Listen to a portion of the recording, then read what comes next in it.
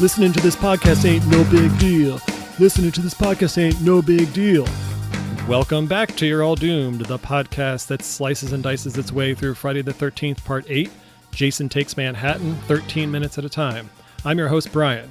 And I'm garbled mess of a climax, Greg.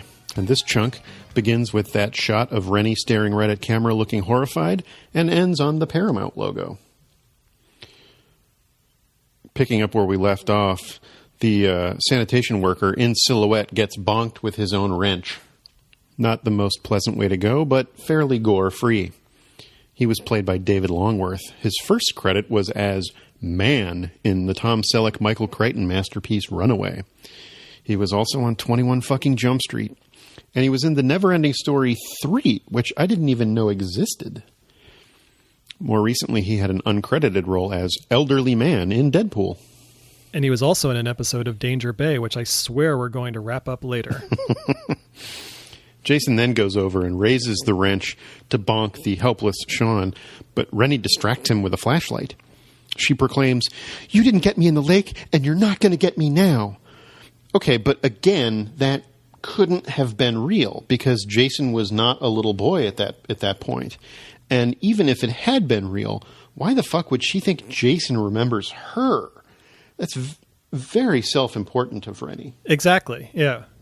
I think what they're going for is kind of, again, what we saw with Chris in Part 3, where she was attacked and possibly more by Jason in the woods when she was a little bit younger, and now she's like facing him again. But you're right, this doesn't make any sense, because Rennie's vision of Jason is this little deformed boy, and this is now grown-up Jason, and it's highly unlikely that Jason even has any idea who Rennie is. Yeah, that you're right. That's probably what they're going for. But at least Part 3 took the time to establish that Jason gave a shit who he was chasing in the first place in that movie. He doesn't probably even remember ever bumping into Rennie alone, if that ever even happened to begin with. So no, Jason has no idea who any of the people are on this boat, nor does he care who they are. He's just on the boat, and he has to get rid of them. There's no personal vendetta here at all. Right. But she leads him on yet another tunnel chase, pausing to whack the lid off a random bucket of toxic sludge that she comes upon. She splashes it in his face, causing him to rip his mask off in agony. We get our first good look at Jason underneath the mask in this movie, and it's kind of a letdown. It's not good. He kind of looks like a Lego zombie figure. Yeah. His face is completely flat with no nose. His mouth is just an empty cavity, and it looks like he stuffed his left eye socket with a cork or something. Why wouldn't he? Yeah, it's kind of melty, and he looks a little bit like a pumpkin or something. I almost feel like they were going for something along the lines of that one guy in RoboCop who got doused with toxic sludge, but this is just not nearly as cool. And he's even howling like a monster. Yeah, he sounds like a dinosaur. He's just roaring, and it's just like, yeah, we don't need to hear Jason making any noise. It's pretty weak. He staggers around while she goes back for Sean, and semi-conscious leads him to a ladder. They begin to climb as Jason is lurching their way like the toxic Avenger.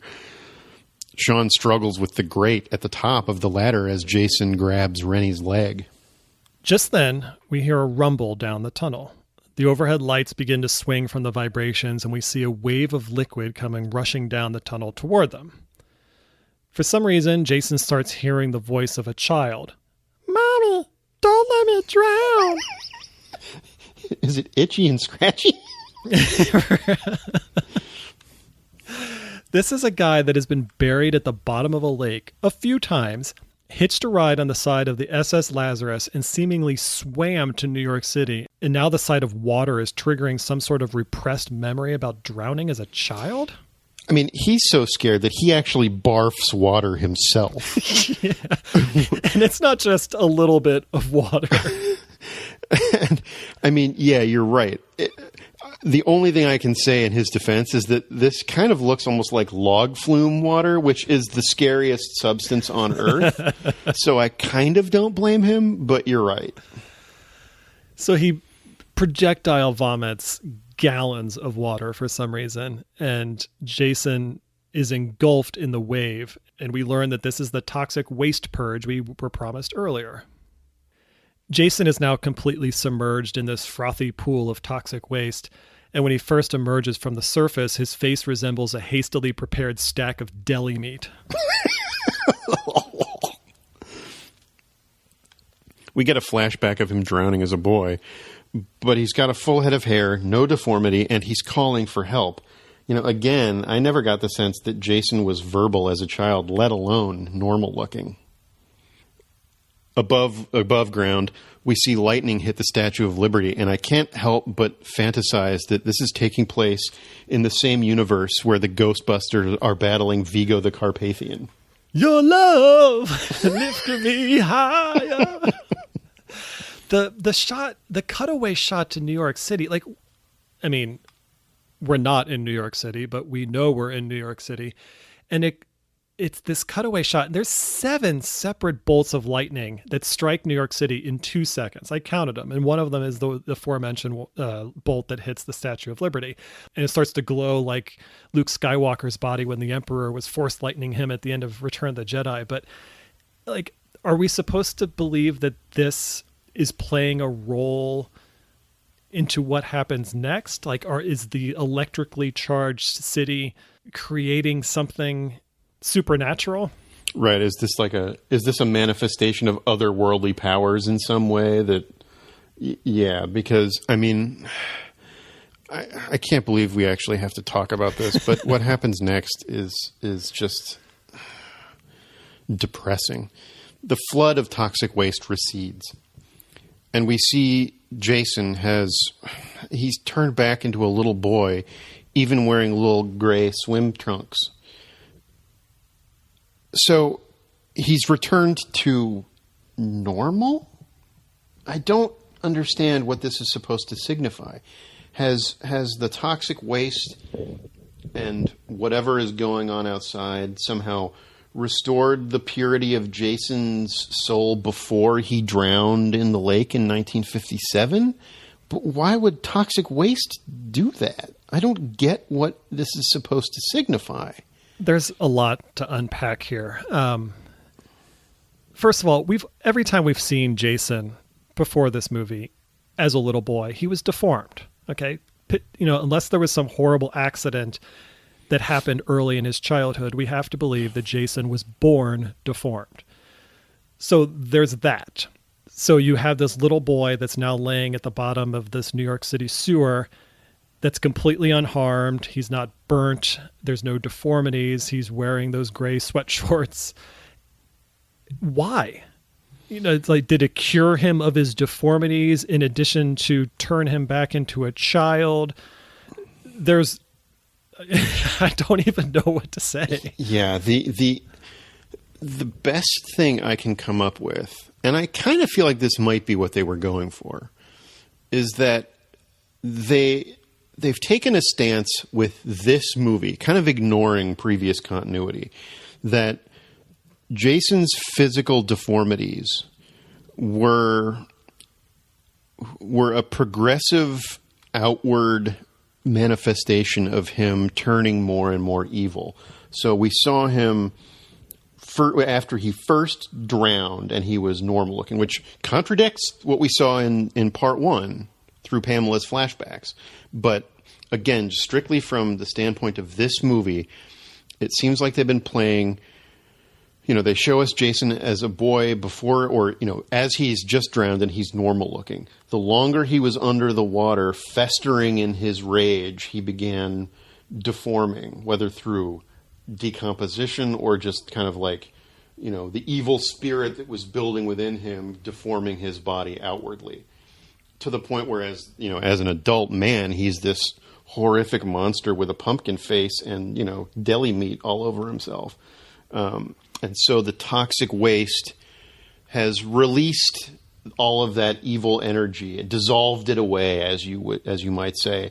The storm outside might be kind of his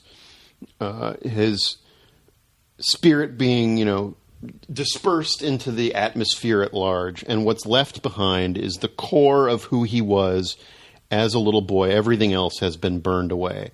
This is frankly junk, and no Jason movie should come anywhere near this kind of thing ever again for any reason. But it's the only thing I can think of that makes any sort of sense within the context of this episode.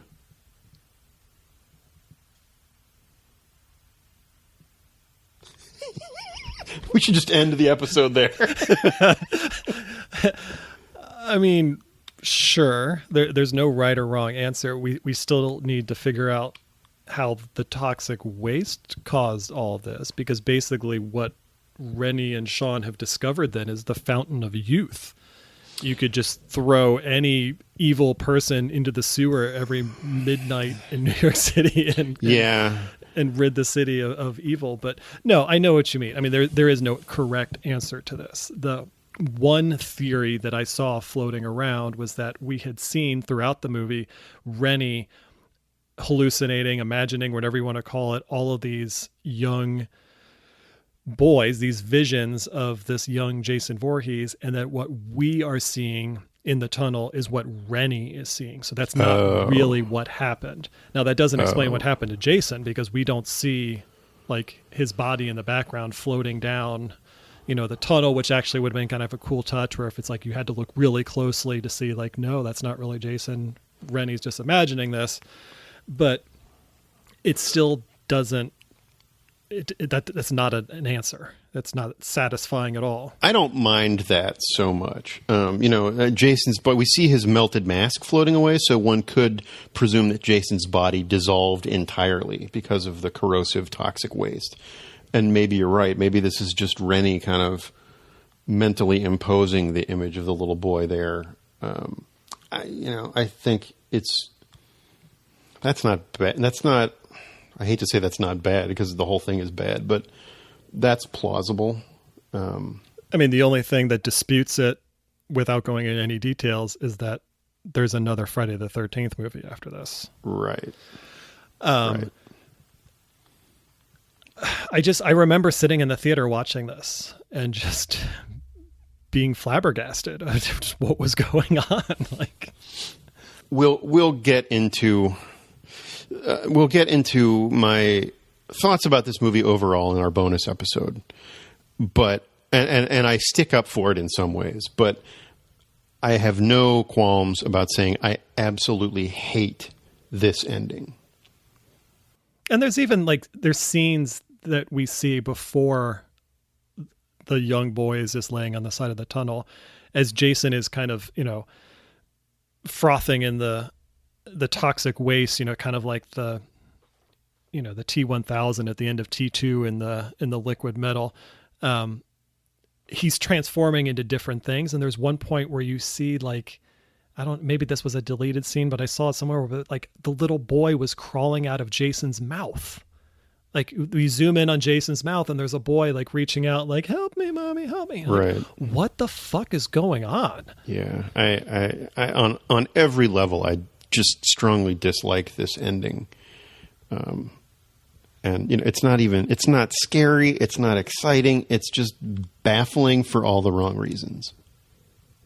But Rennie and Sean don't really give a shit why all this happened. They're just thankful that Jason isn't there anymore. So they head up to street level and start just to casually stroll around New York City. It's dawn, so they've been walking around for a while because the toxic waste river started at midnight. Oh, good point. They walk by the Minskoff Theater. This is a 1,600-seat venue located at 1515 Broadway in Times Square. It opened on March 13th, 1973, which unfortunately was a Tuesday, not a Friday, and it's currently home to the musical The Lion King. On the marquee of the theater, it says that the musical Black and Blue is playing. This review celebrated the blues and jazz music and dance made popular by black performers in the 1920s and 30s. It ran for 829 performances between January 89 and January 91. Sean tells Rennie that there's a statue around here that has 22 stories that they should go check out. And he gives her back her little pendant that was lost earlier. So it's full circle. We finally get the answers that we're looking for. As they hug, we get a first-person camera shot of someone rushing toward them. Is it Jason? Oh my God, could it be the little boy Jason? No, it's Toby. When was the last time we saw Toby? Was it when he almost got shot in the alley? Yeah, because he heard the gunshot and ran away. So he's a useless dog, but he's been missing for a while because they arrived well before midnight because they had to make their way down to the tunnel eventually. And then now it's dawn. Right. So he's been hanging around Times Square for several hours. Yeah, but whatever. He found Rennie and Sean because he played such an important role in this movie. Yeah, I mean, thank God there was a dog in this movie.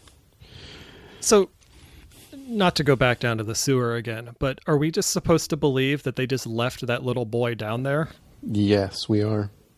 So now there's the half-naked body of a little boy laying in the sewer at the bottom of a ladder in New York City. Well, I mean, it tracks with, other things that they've done in this franchise, with leaving Jason at the bottom of the lake and leaving Mr. Shepard at the bottom of the lake. So why not leave this little kid in the sewer? So Rennie, Sean, and Toby the dog are finally reunited, and they start to stroll through Times Square as we get a pretty cool crane shot of New York City as the credits start to roll. And as promised, I did want to point out one credit in particular, and that is of the girl that played young Rennie. The actress's name is Amber Pollock, and her only other role is in the aforementioned show Danger Bay, where she played, wait for it, a drowning child. And not only that, but she did it in 1989, which is the same year this movie came out. I'll be damned. Danger Bay also starred Donnelly Rhodes, who played Doc Cottle in the Battlestar Galactica reboot. Young Jason was played by Tim Merkovich, who was actually the son of the film's editor. He replaced a child actor who had been cast originally, but I believe was having either trouble with the makeup or trouble with the underwater scenes. So this young man stepped in to fill his shoes. As for the rest of the principal cast, Kane Hodder obviously played Jason Voorhees. We'll cover him at great length as we go. We've discussed him already.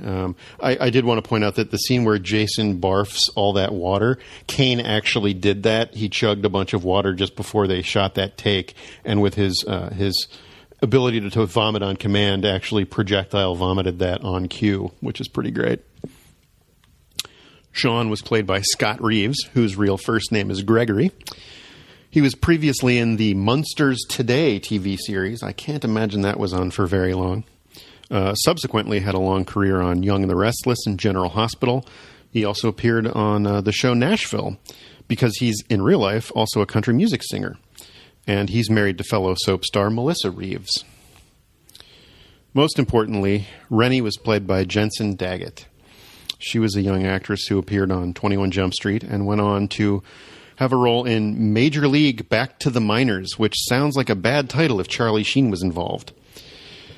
She most importantly played Tim's sister-in-law on the Home Improvement TV series, and was also in the television movie Project Alf, which took place after the conclusion of the Alf series, where he was taken away by government agents, and also starred Miguel Ferrer.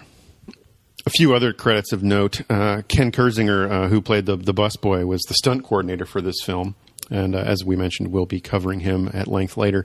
I shockingly didn't see anybody who had a quotation mark nickname in the credits, but there was somebody who had a parenthetical, which I've never seen before. The first assistant camera was operated by Maurizio Nino Dodo. That was an interesting way to punctuate a nickname, and I might start adopting that myself. The only other credits that I found interesting were a line that specifically stated this was based on characters created by Victor Miller, which I think has probably been brought up in the ongoing lawsuit, and that the original Jason sound effect was created by Harry Manfredini. But they didn't really use that much in this movie, and the most prominent one was that stupid Jason ripoff at the beginning. So, I mean, for whatever reason they didn't bring Harry back for this one. I'm guessing it was budgetary. I'm glad to see that they at least gave him some, props for his contribution to the series.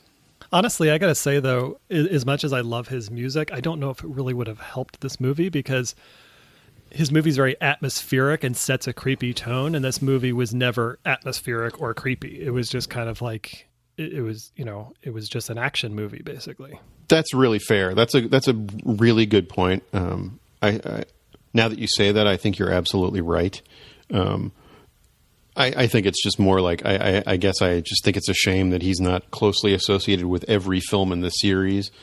But yeah, you're right. It wouldn't have been a great fit. Frankly, I don't remember much of a score in this movie to begin with. The only music that stands out for me are the catchy pop songs that the characters happen to be listening to. And in this final episode, we lost the sanitation guy, Jason himself, and any hopes of this movie being good. If you're interested in hearing us rank our favorite deli meats, we'll be back next week for one more bonus episode where we'll take a little deeper dive into the movie and talk about our thoughts and some other things. But until then, you're all doomed!